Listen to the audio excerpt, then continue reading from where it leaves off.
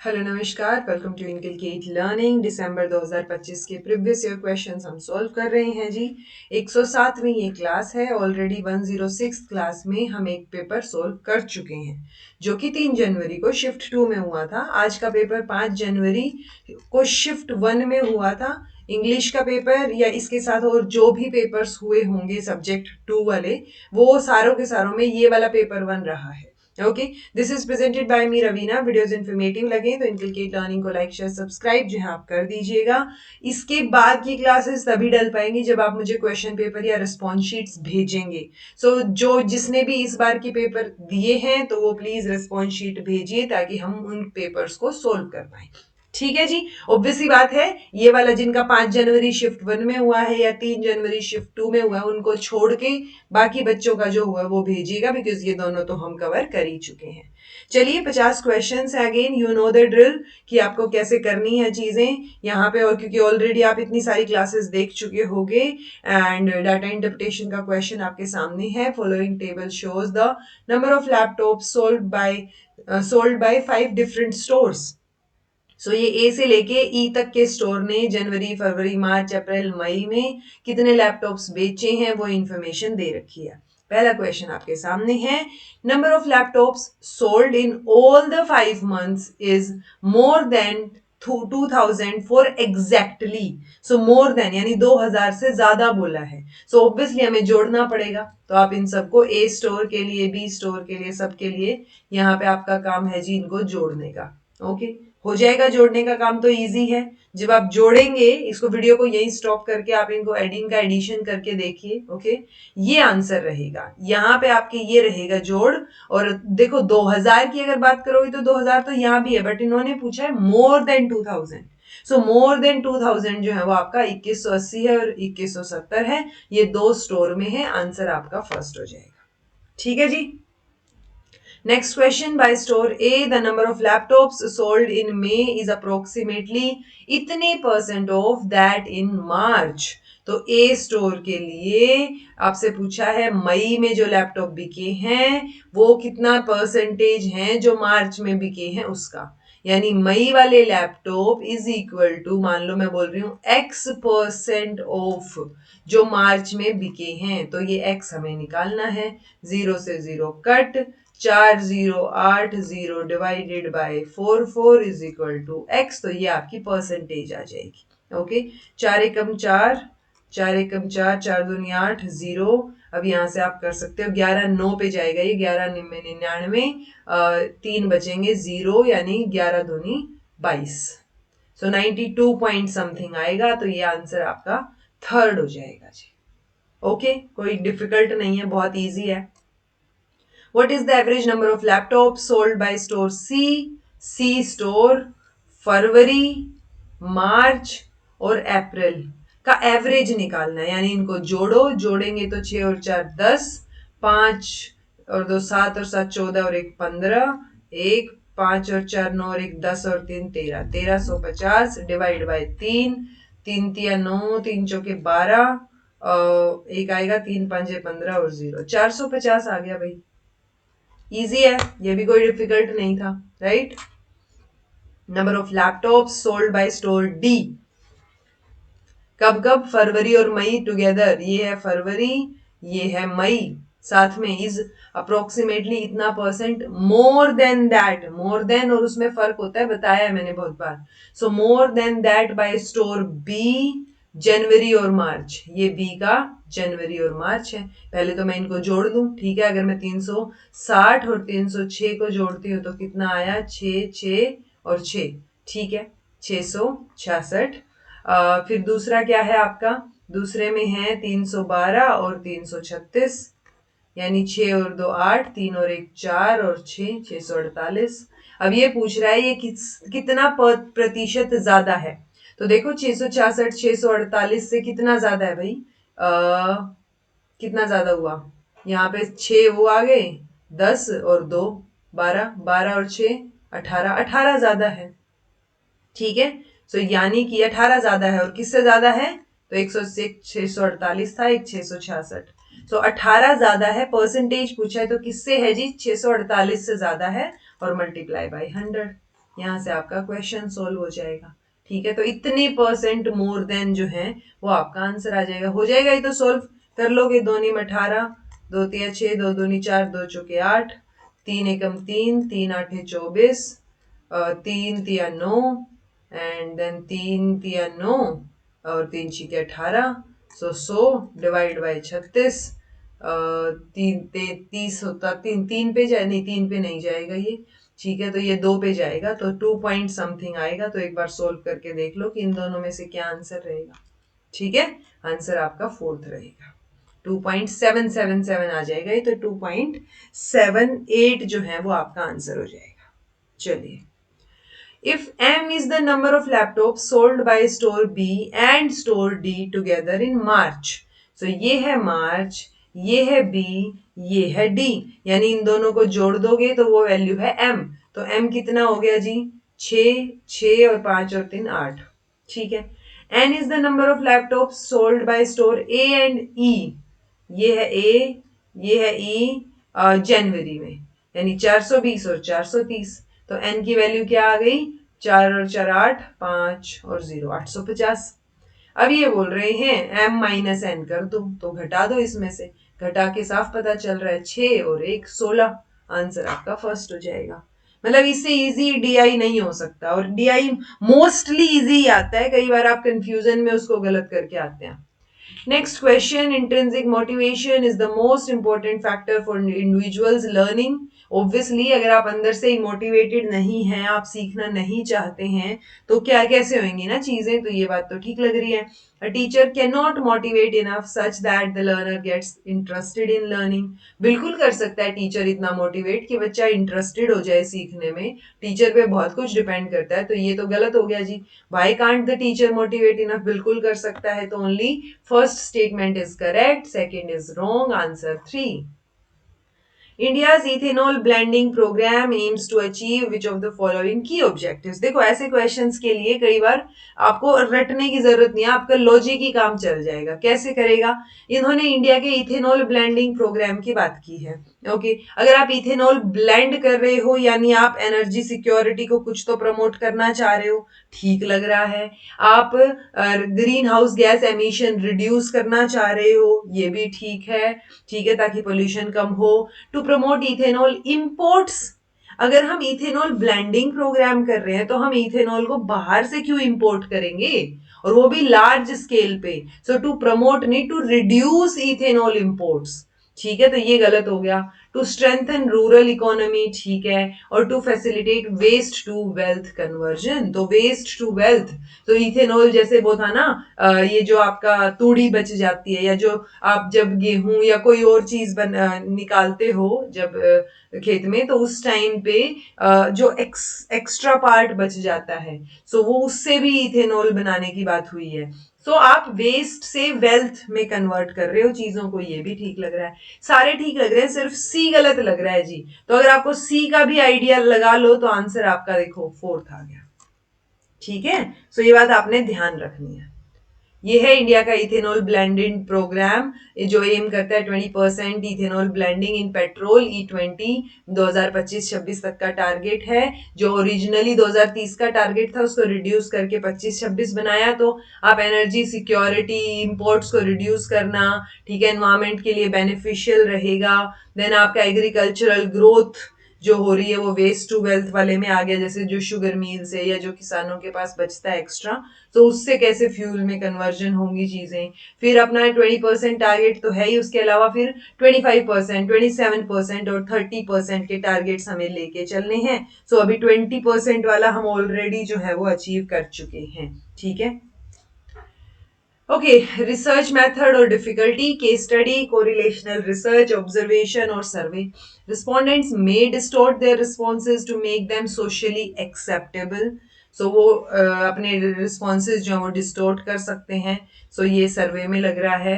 Okay, difficulties in generalising to the population at large, so अगर आप case study कर रहे हो तो आप डिफिकल्ट हो जाएगा, उसको आप जनरलाइज नहीं कर पाओगे। सो देखो, अगर मैं बोलूं ये आपका फर्स्ट है ना डिस्टोर्ट वाला, और मैं केस स्टडी में बोल रही हूँ second, Then behavior of person may change when they are aware of the process of data collection. So behavior change हो सकता है. So ये observation, ठीक है. और the findings show the nature of association but not cause and effect relationship, यानी वो सिर्फ correlation show कर रही हैं. So इससे तो अपना फोर्थ आंसर आ रहा है जी क्लियरली. ठीक है, इजी था, कोई दिक्कत नहीं थी इसमें भी. नेक्स्ट क्वेश्चन है जी, find the missing term in the series below. 2, 6, 12, 20, 42, बीच में एक टर्म मिसिंग है. सो हम कैसे, हम कुछ ना कुछ पैटर्न ढूंढने की कोशिश करते हैं. 6 में से 2 गए 4, 12 में से 6 गए 6, 20 में से 12 गए 8. तो देखो ना, 4, 6, 8, तो आपको नहीं लगता अगला डिफरेंस 10, 12 ऐसा कुछ आना चाहिए, राइट? तो मैं अगर मानूं कि x है ये टर्म, तो x माइनस 20, तो 30 में से ही 20 माइनस करूंगी तभी 10 आएगा. और अगला फिर 42 में से जब 30 माइनस कर दूंगी तो 12 आ जाएगा. तो आंसर तो इसका 30 आ जाएगा. ठीक है, सो ऐसे पैटर्न ढूंढना पड़ेगा आपको ऐसे क्वेश्चन में. For a general lesson plan arrange the following in appropriate order. मैंने इसको अरेंज बनाया तो था, ये हुआ कैसे नहीं पता नहीं. Arrange, okay. Assessment, selection of text, teaching material, recapitulation, then आपका कंटेंट डिलीवरी और फॉर्मुलेशन ऑफ ऑब्जेक्टिव. तो पहले तो आप ऑब्जेक्टिव ही बनाओगे. तो सबसे पहले ऑब्जेक्टिव्स, असेसमेंट तो लास्ट में होगा. तो ये दो स्टेटमेंट तो गलत हो गई अपने ऑप्शंस. देन है आपका फॉर्मुलेट करके आप क्या करोगे, रिकैपिचुलेट करोगे या टेक्स्ट सिलेक्शन करोगे. तो पहले तो टेक्स्ट टीचिंग मटेरियल का सिलेक्शन करोगे ना. रिकैपिचुलेशन तो पढ़ाने के बाद कंटेंट को डिलीवर भी कर दिया उसके बाद की बात होती है, फिर आप असेस करते हो, राइट? सो ये बी आएगा जी. तो आंसर आपका ये हो जाएगा EBDCA. ओके, इजी था. Arrange the following institutions by the year they were established. तो मैंने आपको जो क्रोनोलॉजी दी थी उसमें ये सारे मेंशन है. ठीक है, यूजीसी 1956 में बना है, डीयू 1922 में, इग्नू 1985 में, नेक 1994 में, 94 ही आई थिंक, हाँ, और जेएनयू आपका 1969 में. अब आप इसको सीक्वेंस में लगा लो. तो सबसे पहले आपकी डीयू हो गई, देन आपका यूजीसी हो गया ए, देन आपका इग्नू, नहीं आपका ये ई हो गया, जेएनयू, और है ना, हाँ, फिर आपका इग्नू और फिर आपका नेक. तो BAECD ऑप्शन नंबर सेकंड. ठीक है जी. सो ये कुछ ये तो बहुत बेसिक सा क्वेश्चन हो गया जो मैंने करवा रखे हैं उस हिसाब से. तो यूनिवर्सिटी, तक्षशिला, नालंदा, विक्रमशिला, उदांतपुरी. हमें मतलब मैंने चीख चीख के बताया हुआ है कि तक्षशिला से ही पढ़े हैं चाणक्य, पाणिनि, ये तक्षशिला से पढ़े हुए, तो तक्षशिला से एसोसिएटेड है ये. ओके, अगर आपको इतना भी आइडिया होता तो भी आपका आंसर आ जाता. Okay, Nalanda university world's first residential university consider की जाती है. विक्रमशिला वज्रयाना और तांत्रिक बुद्धिज्म के लिए जानी जाती है. और ओदांतपुरी जो है उसको पाला डायनेसिटी के जो गोपाला है उन राजा, उन्होंने फाउंड किया था. तो option number 1. Certain code language में अगर अर्थ को ऐसे कोड किया गया है और हर्ट को ऐसे कोड किया गया है तो बर्थ को कैसे कोड करेंगे. तो देखो, अर्थ में पहला है ई यानी 1, 2, 3, 4, 5, 5वें नंबर पे आता है ई. सो ई अगर 5वें पे है तो इन्होंने वैल्यू लिख दी 10 यानी डबल. ए आता है पहले पे तो डबल किया तो मतलब 2 से मल्टीप्लाई तो आपका 2 आ गया. आर कितने पे आता है, तो एक ABCDEFGHIJKLMNOPQR यानी 15, 16, 17, 18 पे आता है. तो 18 दूनी 36 हो गया. ये तो पैटर्न समझ आ रहा है. ऐसे ही हर्ट का चेक कर लो. देखो, दूसरे नंबर पे ई है तो दूसरे नंबर पे ये 10 है, ए है तो 2 है, तो वही चीज यहाँ आएगी. बी दूसरे नंबर पे होता है तो बी की जगह आ गया 4, और देन आर की जगह तो आपका 36 ही आएगा. अभी अभी हमने देखा था. ठीक है, टी की जगह देख लो, देखो ये लास्ट है टी, यहाँ पे 40 है तो टी की जगह 40 आ गया. और एच पहला है, एच की जगह 16 आ गया. हमें करने की भी जरूरत नहीं है, इसी में ही दे रखे हैं. हमें आई का देखने की जरूरत है बस. ABCDEFGHI 9 पे आता है तो 9 दूनी 18. तो ये देख लो, 4, 18, 36, 40, 16, 4, 18, 36, 40, 16. ये लो जी आंसर नंबर फर्स्ट. ठीक है. Which of the following are such that the truth of one entails the falsity of the other but not vice versa. यानी कि अगर एक चीज सही है तो दूसरी फॉर श्योर गलत है, बट अगर एक गलत है तो दूसरी सही हो ये जरूरी नहीं है. तो ये किस में रहेगा, स्टेटमेंट्स दे रखे हैं AEIOU, AE IO, तो ये AEIO स्टेटमेंट दे रखे हैं अपने को। सो बनाना, ये ऑल बनानाज आर फ्रूट्स, तो नो बनानाज आर फ्रूट्स। तो अगर ऑल वाली स्टेटमेंट सही है तो नो वाली फॉर श्योर गलत हो जाएगी, लेकिन अगर ऑल वाली गलत है तो ये जरूरी नहीं है कि बी वाली भी, मतलब ये ई वाली जो है वो भी सही हो। तो यही रहेगा जी आंसर, तो ए और ई, मतलब हाँ ए और ई, तो ये आपका ए बी आंसर होगा। ठीक है, स्क्वायर ऑफ ऑपोजिशन में करवा रखे हैं ये चीजें मैंने आपको। दो स्टेटमेंट दे रखी है, NAAC also assesses and accredits private higher education institutions of India. हाँ, प्राइवेट और सरकारी और सारे इंस्टीट्यूशंस को नेक ही एक्रेडिटेट करेगी। Then UGC only assesses and accredits government higher education institutions. पहली बात तो ओनली, दूसरा असेस और एक्रेडिटेट करने का काम नेक का, ये यूजीसी का नहीं है, ठीक है। और ओनली से तो वैसे ये स्टेटमेंट गलत हो गई। बाकी असेसमेंट और एक्रेडिटेशन नेक करती है, यूजीसी नहीं करती। यूजीसी रेगुलेट करती है चीजों को। तो पहली स्टेटमेंट सही है जी, दूसरी गलत है। Okay, online survey tools have made the surveying and data analysis easier. बिल्कुल, ऑनलाइन चीजें जब से हुई हैं तो बहुत इजी हो गया है डाटा कलेक्शन, आप ऑनलाइन भी कर सकते हो। Online surveys do not present challenges like selection biasness. ऐसा कुछ नहीं है। ऑनलाइन सर्वे अगर हो गया तो मान लो किसी कोई ऑनलाइन की उसमें नहीं है, रीच में नहीं है, या जिनके पास फोन नहीं है, तो वो तो ऑटोमेटिकली बाहर हो गए ना उससे, आपके डाटा कलेक्शन से। तो ऑब्वियसली सिलेक्शन बायसनेस है, क्यों नहीं है सिलेक्शन बायसनेस? तो पहला सही है जी, दूसरा गलत है statement. If a teacher asks a question about the height of Qutub Minar, then she is asking a question for तो reflection level, understanding level, memory level, reasoning level. अब इसमें रीजनिंग क्या करोगे, आपको याद होनी चाहिए, हाइट तो फैक्ट है, ये फैक्ट है, तो मेमोरी लेवल में आ गया ये, right. Which of the following pair of acronym and its expansion is incorrectly matched? CPU Central Processing Unit, DMD, DMD है जी ये, डिजिटल DMD नहीं, DVD, DVD सॉरी, DVD, ठीक है, DVD digital versatile disc, man metropolitan area network, UPS uninterruptible power supply. Power supply होता है जी, software नहीं होता, यही वाला गलत है। सही इसका क्या है, uninterruptible power supply, UPS. Okay, TV services and starting year है, तो आप देखो 50 में से एक आधा क्वेश्चन एक ऐसा आपको मिलेगा जो बहुत फैक्चुअल और जो आपने कभी ना पढ़ा हो। Okay, so international satellite system, Intelsat begin operating, Intelsat पूछ लिया, इंटर स्पुतनिक पूछ लिया, TV Delhi television centre on air कब गया वो पूछ लिया, और कमर्शियल्स जो हैं came to be telecast at all the TV centres from, तो टीवी पे जो एड आती है वो कब से आनी शुरू हुई।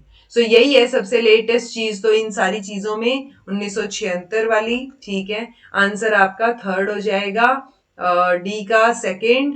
देन ये आपका टीवी जो ये दिल्ली टेलीविजन सेंटर ऑनलाइन गया 1959 में, और आपका इंटर स्पुतनिक जो है वो 71 में, और उससे पहले इंटेल सेट जो 1965 में। अब आप ये इंफॉर्मेशन याद कर सकते हो। Okay, to monitor the learning process of learner, to know cause and to provide remedies, तो ये तो डायग्नोस्टिक हो गया, आप जानना चाह रहे हो फर्स्ट स्टेज ऑफ इवेल्युएशन। देखो आंसर तो यहीं से ही आ गया, ये लो डायग्नोस्टिक से ही आ गया, तो आंसर आपका थर्ड आ गया। ठीक है, अब आप कंफर्म कर सकते हो कि जो बाकी मैच है वो थोड़ा सा फिट बैठ रहा है कि नहीं बैठ रहा है। जैसे to find out to what extent instruction आएगा, ये instructional objectives have been achieved, तो कितने अचीव हुए हैं। ठीक है, सो आप ओवरऑल देख रहे हो, इसमें तो समेटिव आ गया। फर्स्ट स्टेज जो है वो प्लेसमेंट होती है, और आप जब मॉनिटर करते हो ड्यूरिंग द लर्निंग प्रोसेस वो आपका फॉर्मेटिव हो गया। ठीक है जी।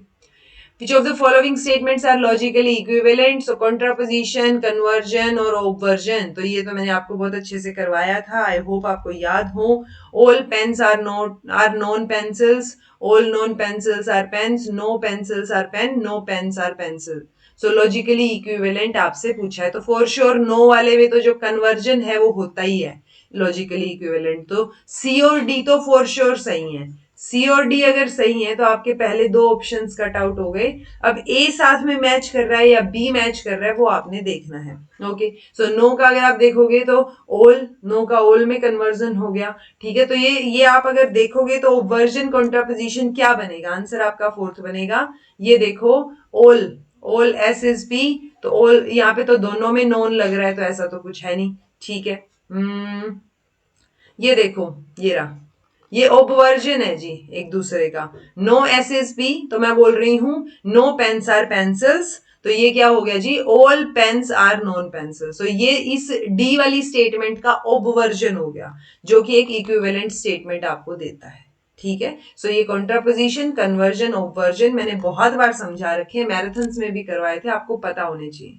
The world has become a global village due to mass media, हाँ मैक लुहान ने बोला है, क्योंकि आप इंटरेक्ट कर पाते हो। People can not share their opinions and views freely on social networking site, नहीं, they can share their opinions, okay. इसी वजह से तो हम ग्लोबल विलेज बोल रहे हैं कि दूर दराज बैठा हुआ इंसान भी आपके ओपिनियन सुन पा रहा है। तो सिर्फ फर्स्ट स्टेटमेंट सही है जी, दूसरी गलत है, okay. Which institution recognizes and regulates quality concerns in technical education, engineering, etc. So technical देखो, ये तो टीचर एजुकेशन के लिए है, एनसीटी, यूजीसी यूनिवर्सिटी के लिए है, मिनिस्ट्री ऑफ एजुकेशन के अंडर तो सारी चीजें आती हैं, तो एआईसीटी है जी, ये है टेक्निकल के लिए, all India council for technical education. Who says what in which channel to whom with what effect? The above communication model was given by, तो ये मॉडल किसने दिया है, ये हैरोल्ड डी लेसवेल ने दिया है जी, ये 5 स्टेप मॉडल, ठीक है। सो 1948 में ये जो लीनियर 5 कंपोनेंट मॉडल है ये दिया था। हु मतलब आप वही कम्युनिकेटर कौन है, सेज व्हाट क्या बोल रहा है, किस माध्यम से बोल रहा है, किसको बोल रहा है, और उसका इफेक्ट क्या है। तो ये 5 चीजें हम देखते हैं लेसवेल के मॉडल में। चूज द करेक्ट स्टेटमेंट्स, तो इजी है ये भी। If a shopkeeper incurs a loss of 20% by selling an item for 560, तो कॉस्ट प्राइस जो है उसका 750 है। तो आपने सिर्फ टैली करना है कि अगर 750 में खरीदा था, 560 में बेचा है, तो कितना नुकसान हुआ। ये देखो, 15 में से 6 गए, 9, और ये 6 में से 190 का नुकसान हुआ, ओके। अब 190 का जो नुकसान है वो कितना प्रतिशत है, ठीक है। तो 190 हम प्रॉफिट या नुकसान जब भी देखते हैं तो हम कॉस्ट प्राइस पे देखते हैं, ठीक है। सो 0 से 0, 5 दूनी 10, 5 एकम 5, 6 7 5 5 25, ठीक है। 19 दूनी 38, 0, 15, तो ये 20% तो नहीं है जी, 15 दूनी 30, 8, 15 चौके 60, 15 पर 75, 15 5, तो ये तो 25% से भी ऊपर जाएगा, 25 पॉइंट समथिंग आएगा, तो 20% का नुकसान तो नहीं है, तो गलत हो गया, ओके। देन है या फिर आप ये भी कर सकते थे, जो वैल्यू आपकी आई आप देख लो कि वो 750 का कितना प्रतिशत है, वो ही निकाला था वैसे तो हमने, ठीक है। 10%, तो ए तो गलत हो गया, अगर ए गलत है तो ये 2 ऑप्शंस आपके गलत हो गए। अब ये बोल रहे हैं बी सी डी और बी सी, यानी बी और सी तो फॉर श्योर सही है ही, ठीक है। तो बी और सी अगर सही है तो आपको टैली करने की भी जरूरत नहीं, अगर आपने फर्स्ट वाला अच्छे से टैली किया है तो, ओके। कर भी सकते हो ताकि आप रीअश्योर कर पाओ। हम डी के ऊपर चलते हैं। इफ अ पर्सन गेन्स इतने percent by selling an item for 29.75, यानी 29 रुपए 75 पैसे, cost price of item is 26, तो यानी आपने 26 पे खरीदा और आपने 29.75 पे बेच दिया, तो आपको इतने प्रतिशत जो है वो फायदा हुआ। तो क्या ये सही है। तो आप या तो ये देख लो कि 26 का 6.25% कितना है, ठीक है। तो आप पहले 29, इसमें से ये 26 माइनस करो, आप देखो फायदा कितना हुआ है, 75 पैसे, ये 6 7 8 9 3, यानी 3 रुपए 75 पैसे का फायदा हुआ है, ओके। सो मैं ये देख लेती हूँ कि 26 का ये जो 6.25% जो है वो कितना होगा, मल्टीप्लाई बाय 26, ठीक है। सो आप ये देख लो एक बार, बताओ मुझे सही होएगा या नहीं होएगा, दैट्स इट। अगर ये 3.75 आता है तो ये ठीक है, अदरवाइज ये गलत हो गया जी, ओके। तो ये स्टेटमेंट गलत है जी, सिर्फ बी और सी सही आएगा, ठीक है। तो आपको ऐसे टैली करने होते हैं बहुत सारे क्वेश्चंस में। तो quantitative can be characterised as exhibiting certain preoccupations the most central of which are. So quantitative research में पूछा है आपसे, आप रेप्लिकेट कर पाओ cause and effect, causality, then आपका ये जनरलाइजेशन और मेजरमेंट। तो प्री ऑक्यूपेशन, मोस्ट सेंट्रल तो सारे ही है, टेक्निकली आप मेजर भी करते हो, जनरलाइज भी कर सकते हो, रेप्लिकेट भी कर सकते हो, और कोज एंड इफेक्ट भी ढूंढ सकते हो अगर चाहो तो। तो चारों स्टेटमेंट्स, चारों वर्ड्स ठीक है जी। इफ एल एम रिप्रेजेंट्स, ये तो मैंने इतने अच्छे से आपको सोल्व करना बताया था पिछले जो पे आपके जब भी मैराथन्स करवाई हैं कि कैसे आप सोल्व करोगे। ओके, सो डिसेंडिंग ऑर्डर में आपसे पूछा है जी, यानी कि पहले सबसे बड़ा नंबर, फिर छोटा, फिर छोटा।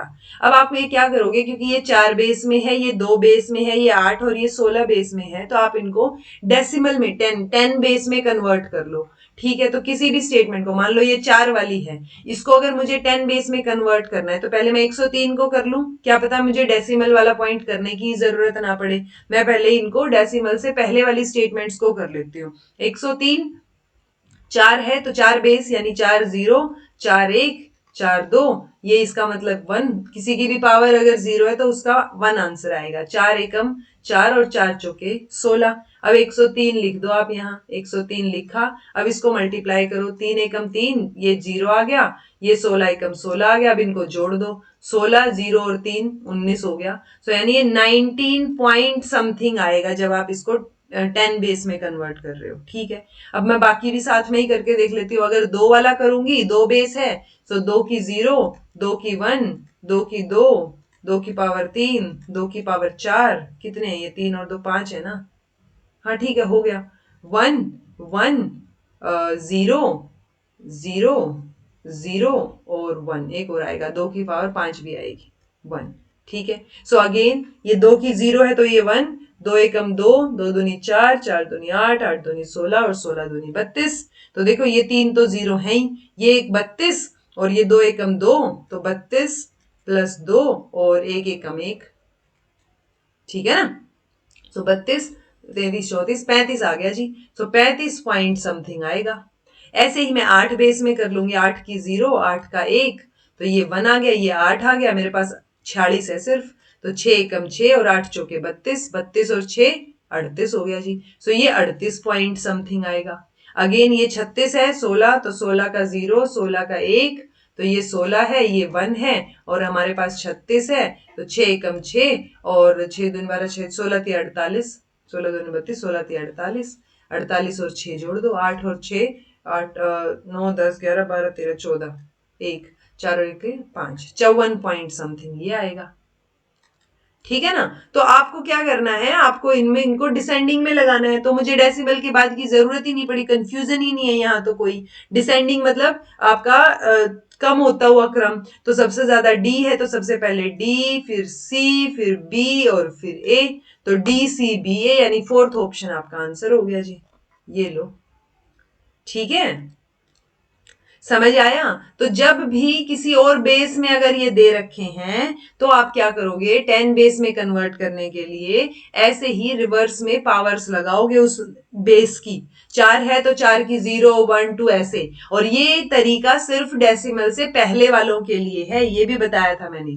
डेसिमल से बाद वालों के लिए क्या रहेगा, रिवर्स में पावर लगेगी। ओके, रिवर्स में मतलब 2 है तो 2 की -1, 2 की -2, ऐसे पावर लगेंगी जब हम बाद की बात कर रहे हैं।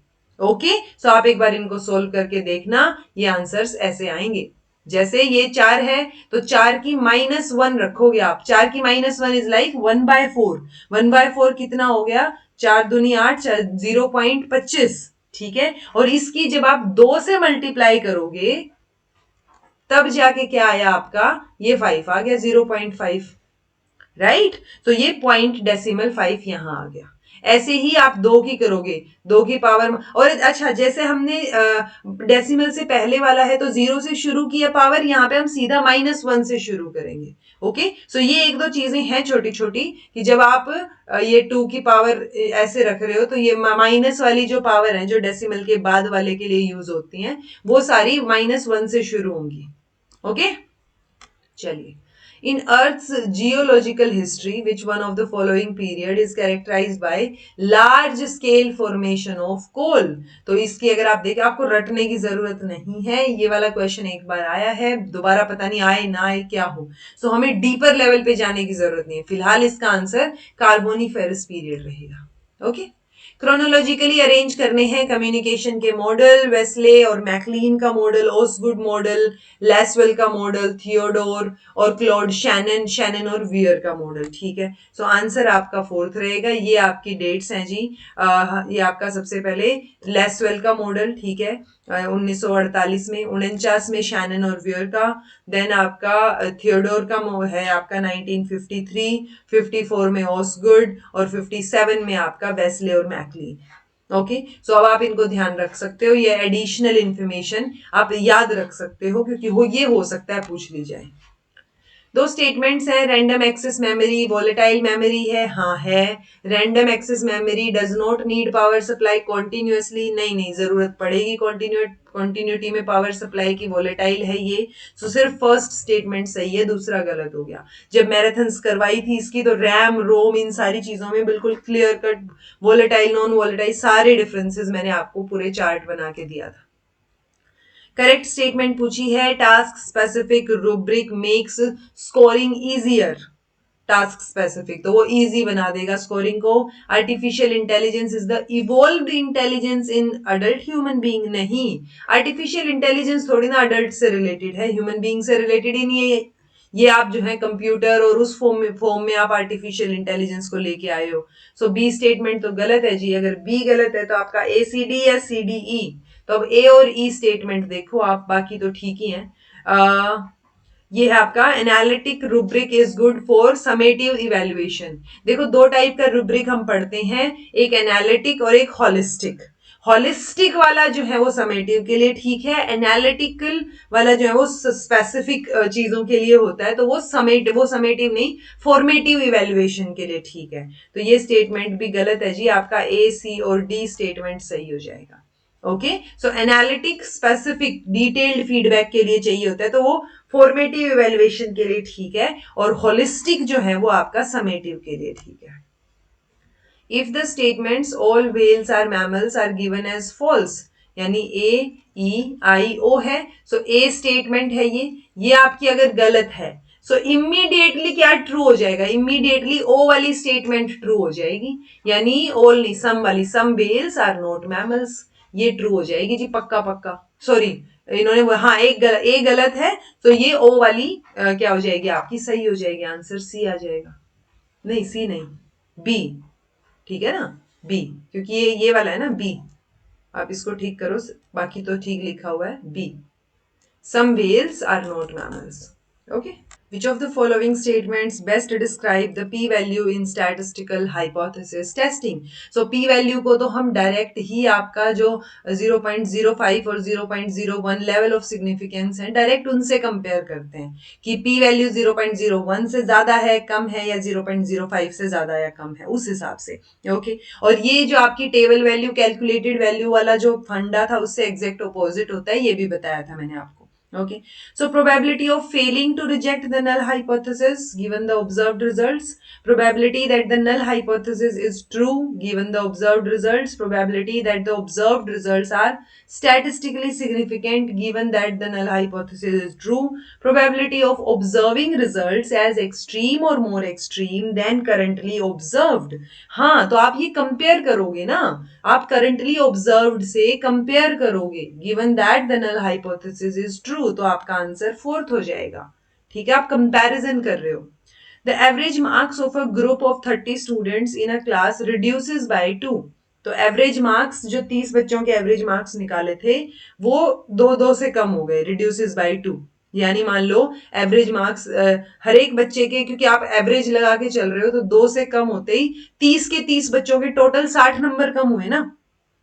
When a good student who scored 90 marks leaves the class, new students join, नए स्टूडेंट ने ज्वाइन किया, 90 नंबर वाले बच्चा छोड़ के चला गया, तो नए स्टूडेंट के मार्क्स कितने हैं। सो आप ये देखो ना कि पहले कम, हमें बस इतना पता है कि ये 90 वाला गया है, तो आपका जो नया आया है उसके भी तो कुछ मार्क्स होंगे, राइट, तो उसी के मार्क्स हमें निकालने हैं। डिफरेंस कितना क्रिएट हुआ इनकी वजह से, दोनों की वजह से, 60 नंबर का, क्योंकि 30 बच्चे हैं, 2 से रिड्यूस हुआ है तो 60 नंबर हो गए। सो टोटल ये जो नया बच्चा आया है इसके कितने मार्क्स हो गए भाई, 90 में से 60 गए 30, तो नए वाले बच्चे के 30 नंबर हैं। ठीक है, तो टोटल डिक्रीज हुआ 60 नंबर का। टोटल डिक्रीज मतलब marks of living student minus marks of new student, तो आंसर आपका 30 आ गया। If the difference between simple interest and compound interest on a certain amount of money deposited at the rate 12% per annum for 2 years is 72, तो हमें money principal amount बताना है, money deposited. सो ये simple है, PRT हमने जो formula कर रखे हैं पीआरटी बाई 100, देन आपका ये P overall P R 1 plus R by 100 और आपका यहाँ पे टाइम जो होता है, ठीक है, और माइनस पी, ये होता है ना कंपाउंड इंटरेस्ट। ठीक है, तो आप इन दोनों को ये पूरा का पूरा ये सोल्व करोगे तो पी वाली चीज बाहर आ जाएगी, राइट। तो आंसर आपका इस तरीके से निकलेगा, ये फॉर्मूला है अपना। डिफरेंस जब आप करोगे तो पी बाहर आ गया, आर बाई 100 जो है वो आपका बच गया, ऊपर आपके 2 साल की बात हो रही है, तो ये आपका 72 आपका डिफरेंस दे रखा है, 12 बाई 100, तो प्रिंसिपल अमाउंट 5000 आ गया। सो ये फॉर्मूला भी आप याद रख सकते हो कि अगर आपसे सीधा डिफरेंस पूछा जाए तो सिंपल इंटरेस्ट कंपाउंड इंटरेस्ट पूछा जाए वो आपको पता है, डिफरेंस पूछा जाए तो सीधा पी आर बाई 100 और उसका जो टाइम की आप बात कर रहे हो। Okay, What among the following are sources of news या न्यूज एजेंसीज स्लैश आएगा ये, ठीक है। तो न्यूज एजेंसीज या न्यूज के सोर्सेज क्या हैं? रॉयटर्स है, एसोसिएटेड प्रेस है, यूनाइटेड न्यूज ऑफ इंडिया है, नेशनल इंस्टीट्यूट ऑफ डिजाइन। आप देखो और कुछ भी हो, डिजाइन वाली क्या, डिजाइन वालों का न्यूज से क्या लेना देना। Okay, Asian academy of film and television, ये तो कुछ और चीजें करेंगे ना, ये न्यूज थोड़ी, न्यूज एजेंसी थोड़ी हुई है, तो ये 2 फॉर श्योर नहीं है। और अगर ये डी और ई नहीं है तो फिर बचे ये 3 ऑप्शन कि associated press, United news of India, Reuters, ये सारे के सारे सोर्सेज बनेंगे न्यूज के या न्यूज एजेंसीज के। नेक्स्ट क्वेश्चन, सेल रेफरेंस दे रखा है आपको, डेफिनेशन और फीचर दे रखा है, $5, तो ये जो डॉलर वाला साइन है ये एब्सोल्यूट चीज दिखाता है, यानी जहां ये लग गया उसके बाद वाली चीज चेंज नहीं होगी। अगर मैं बोल रही हूँ $E तो ये ई रहेगा, ई से FGHI वाला पंगा नहीं पड़ेगा, ठीक है। तो ये क्या बोल रहे हैं, यहाँ तो ई यानी रो और कॉलन, ये आपका रो है 1 2 3 4 5, क्योंकि इधर 1 2 3 4 5 लिखे होते हैं स्प्रेडशीट में, एक्सेल में, और ऊपर ABCD करके कॉलन लिखे होते हैं, ठीक है। सो ये आपका जो है वो कॉलन है ए वाला, तो ये ई कॉलन हो गया और ये 5 आपकी रो हो गई। ओके, सो अगर मैंने डॉलर दोनों जगह लगा दिया, दैट मीन्स मेरा कॉलन और रो दोनों फिक्स्ड रहेंगे अगर मैं फिल हैंडल यूज कर रही हूँ। फिल हैंडल होता है कि आप यहां से एक, आप जब कर्सर लेके जाओगे तो एक प्लस का साइन दिखेगा और उस प्लस पे क्लिक करके आप अगर उसको ड्रैग करोगे तो वो चीजें आपकी कॉपी हो जाएंगी। कॉपी भी नहीं होती एक्चुअल में, अगर आपने डॉलर साइन लगाया है तो ये दोनों ही चीजें चेंज नहीं होंगी। अगर आपने यहाँ पे देखो ई के आगे तो नहीं लगाया, 5 के पहले लगा दिया, दैट मीन्स 5 चेंज नहीं होगा, यानी आपकी रो फिक्स है, आपका कॉलन जो है वो चेंजेबल है। ओके, ई और 5 लिख दिया तो कहीं पे भी डॉलर का साइन नहीं है, दैट मीन्स ये रिलेटिव रेफरेंस हो गया, दोनों के दोनों चेंज होंगे। यानी जैसे ही मैं ड्रैग करूंगी तो अगली लाइन में ई की जगह एफ और 5 की जगह 6 आ जाएगा, उससे अगली में ई एफ देन जी आ जाएगा, 7 आ जाएगा, तो वो चीजें चेंज होंगी जब ये फिल हैंडल पकड़ के आप खींचोगे, ड्रैग करोगे। ओके, सो ये चीजें जो है वो 1 2 3 4 यही स्टेटमेंट है जी। यहाँ पे मिक्स्ड है, कॉलन फिक्स्ड है, रो चेंजेबल है। ओके, चलिए, as per classical Indian of logic the argument wherever there is fire there is smoke is fallacious. हाँ, ये फैलेसी में तो आता ही है, हमने पढ़ा हुआ है। Okay, in the above argument the middle term is non exclusive. Non exclusive मतलब एक्सक्लूसिव नहीं है, नॉन, नॉन लगा दिया ना आगे। So wherever there is fire there is smoke, so एक तो वेरेवर, एक फायर और एक स्मोक। ओके, सो ये आपकी मिडल टर्म आएगी। ये मिडल टर्म आपकी क्या, इन्होंने क्या बोला, middle term is non exclusive, तो इन्होंने मिडल, ये वाली स्टेटमेंट आपकी जो क्या है जी, ये पहले वाली ठीक है, दूसरे वाली गलत हो जाएगी, ठीक है। अच्छा, एक बार ये बताना, इनमें से माइनर टर्म, मेजर टर्म और मिडल टर्म कौन कौन सी हैं इस स्टेटमेंट में जब सिंगल लाइन स्टेटमेंट होता है। Okay, forest conservation act, wild life protection act, environment protection act, water act, ये भी मैंने करवा रखे हैं आपको, ये तो बहुत बेसिक वाली चीज आ गई, ठीक है। सो आपका 86 में तो एनवायरमेंट प्रोटेक्शन एक्ट आया था, तो ये सी का तो फोर्थ आएगा। अगर इतना भी आइडिया होता तो भी ये दो ऑप्शन आपके कट हो जाते। ठीक है, अब आपका लास्ट वाला डी का ये बोल रहे हैं 74 आएगा, यानी सबसे पहले ये आपका वोटर, उससे पहले वोटर, वोटर से पहले आपका क्या आया था जी, वाइल्ड लाइफ प्रोटेक्शन एक्ट आया था। और उस 1980 में आपका जो है वो क्या आ गया था, फॉरेस्ट एक्ट आया था। सो ये आंसर आपका क्या रहेगा, 2 3 4 1, first option. Okay, which of the following is not a gaseous pollutant in the atmosphere, tropospheric ozone, then आपका क्योंकि तो ट्रोपोस्फियर में है, देन आपका नहीं है पूछा है, नोट अ गैसियस पॉल्यूटेंट। ये एटमॉस्फेयर में जो एरोसोल्स होते हैं, एरोसोल सिर्फ गैसियस नहीं होते। ठीक है, अच्छा एरोसोल्स किस किस का कॉम्बिनेशन होगा, लिक्विड और गैस का या सॉलिड और लिक्विड का, ये आप मुझे बताना। ठीक है, आंसर आपका थर्ड हो जाएगा। एनईपी 2020 से रिलेटेड सही ट्रू चीज पूछिए जी। NEP committee was headed by prominent educationist Sukhdeo Thorat. नहीं, ये अपने कस्तूरी रंजन आएंगे, लेकिन सुखदेव थोराट आई थिंक कर्नाटक में तो रहे थे। NEP gives an umbrella term SEDG for minority, हाँ क्योंकि socially educationally disadvantaged group, ये ठीक है। NEP reiterates the Kothari Commission recommendation 1964 to 66 to spend 6% of GDP on education, नहीं ये भी 6 की बात करते हैं। प्रमोट्स फिलेंथ्रोपिक एजुकेशन सिस्टम, हाँ प्रमोट करते हैं। States of Karnataka and Tamil Nadu have rejected the NEP, और उन्होंने खुद की स्टेट एजुकेशन पॉलिसी कमीशंस बनाए, ये बात ठीक है जी। ठीक है, सो देखो यहाँ पे कौन कौन सी स्टेटमेंट, पहले वाली तो गलत है, अगर ए गलत है तो ये दोनों स्टेटमेंट गलत हो गई, बी सी डी ई बचा। सो बाकी स्टेटमेंट्स ठीक है जी। ठीक है, बी सी डी ई, क्योंकि कोठारी कमीशन वाली बात इन्होंने आगे बढ़ाई 6% वाली, और कि हमें स्पेंड करना है जीडीपी का। उसके अलावा एससीडीजी टर्म इन्होंने दी सुखदेव थोराट, कर्नाटक में थे जितना मुझे ध्यान आ रहा है, जो कर्नाटक ने स्टेट एजुकेशन पॉलिसी कमीशन बनाया था उसके हेड, और बाकी स्टेटमेंट्स तो ठीक है, पहला गलत है। Which of the following computer devices are computer networking devices only, यानी नेटवर्क बनाने में जो हेल्प कर रही हैं। CDRW नहीं, ये तो स्टोरेज के काम आ रही है। हब नेटवर्क बनाने में काम करेगा, हार्ड डिस्क स्टोरेज है। स्विच और रूटर, तो स्विच, राउटर और आपका हब, ये आपकी नेटवर्किंग डिवाइसेस हैं। Okay, BDE।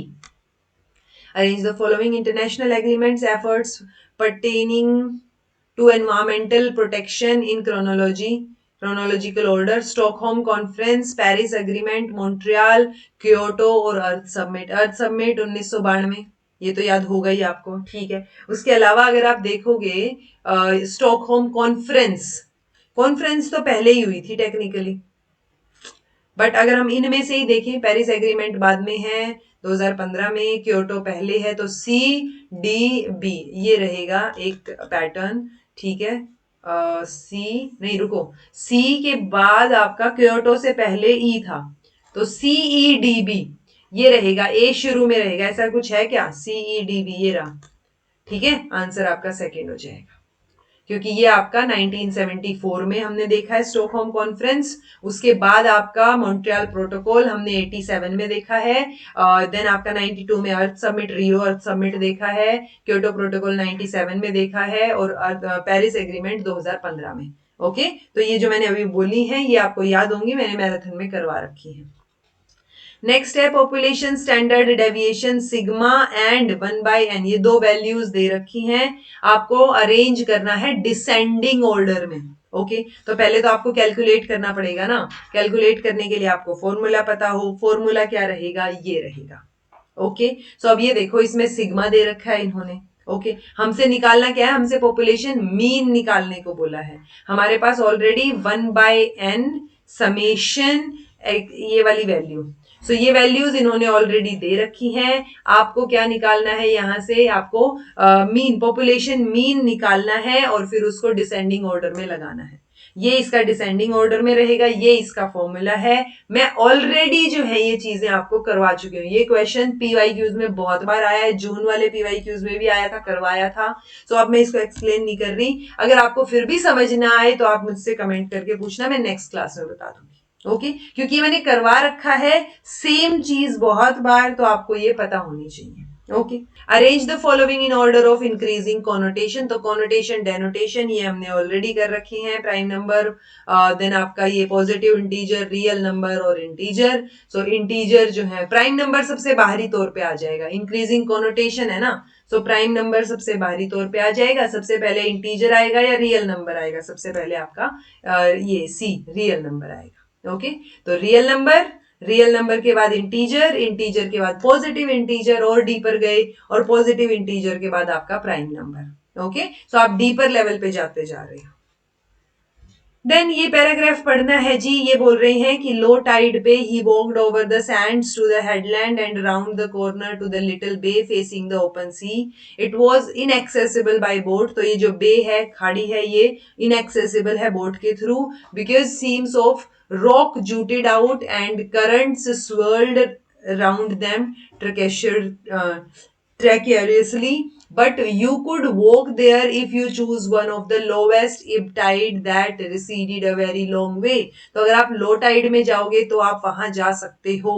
तो क्यों नहीं जा पा रहे हो? lingering on the expedition was not possible because high tide की वजह से, बिकॉज टाइड टर्न रैपिडली। ठीक है, सो इनएक्सेसिबल था वो, तो आंसर आपका फर्स्ट हो जाएगा। इनएक्सेसिबल क्यों था? क्योंकि टाइड जो है वो रैपिड आ रही है। According to writer, one can not reach the bay by boat because it seams of rock jutted out and currents जो है उस पे आ रहे हैं, मेजर हर्डल्स बन रहे हैं। तो आंसर आपका फोर्थ हो गया। Okay, the bay could be visited by anyone, कर सकते हो आप, लेकिन लो टाइड पे, when at the time when the tide was low. Okay, second, when the man passed through the cave he discovered, ये रहा, unknown always drew this man like a magnet. He found the way fresh and unlittered at his work. It was completely covered by sea at high tide. ठीक है, तो उन्होंने क्या discover किया? The cave looks mysteriously dark, cool, inviting, and he penetrated to the farthest corner where he discovered a wide crack rather like a chimney. So एक large crack which allowed light to come, वो उन्होंने observe किया। Second option. The bay was found fresh because seawater had receded. The man who saw this was the first person to visit here. The place was less frequented by people who could make it messy. The sea has covered it completely. तो वो इसलिए fresh था क्योंकि सी ने उसको cover कर रखा था हाई टाइड से।